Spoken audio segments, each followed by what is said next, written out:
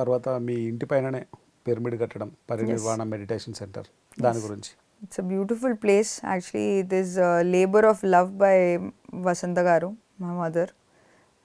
మేము దాన్ని పూర్తిగా ఎంజాయ్ చేస్తాం. బట్ ఎప్పుడైతే మేము అక్కడికి వెళ్ళి ఆ గార్డెన్ని ఎక్స్పీరియన్స్ చేస్తామో టైం టు టైం ఆ చెట్ల మధ్యలో, ఇట్స్ జస్ట్ బ్లిస్ఫుల్. అంటే ఇట్ ఇస్ ఒక పిరమిడ్ ఎన్వైరన్మెంట్ న్యాచురలీ ఒక స్వర్గం అయిపోతుంది ఏ చోట అయినా కూడా. బట్ ఒక్కొక్క చెట్టు, ఒక్కొక్క మొక్క, ఒక్కొక్క ఫ్లవర్, దాంట్లో ఎంత లైఫ్ ఉంది, దాంట్లో ఎంత వైబ్రెన్సీ ఉంది, దాంట్లో ఎంత జాయ్ ఉంది దాన్ని చూస్తూ. సో ఆ నేచర్ని ఎంజాయ్ చేయొచ్చు.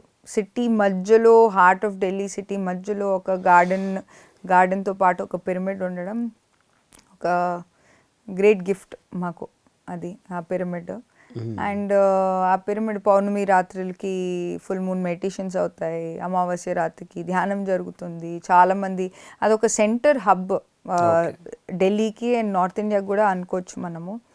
బికాజ్ అక్కడి నుంచే వేరే నార్త్ ఇండియాలో నేను అబ్జర్వ్ చేసింది అక్కడి నుంచే ఇప్పుడు చాలా స్ప్రెడ్డింగ్ అయింది.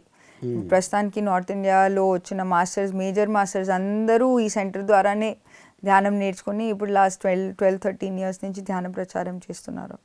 సో ఇట్ ఇస్ ఒక సెంటర్ ఉండడం ఎంత ఇంపార్టెంటో అప్పుడు అర్థమైంది.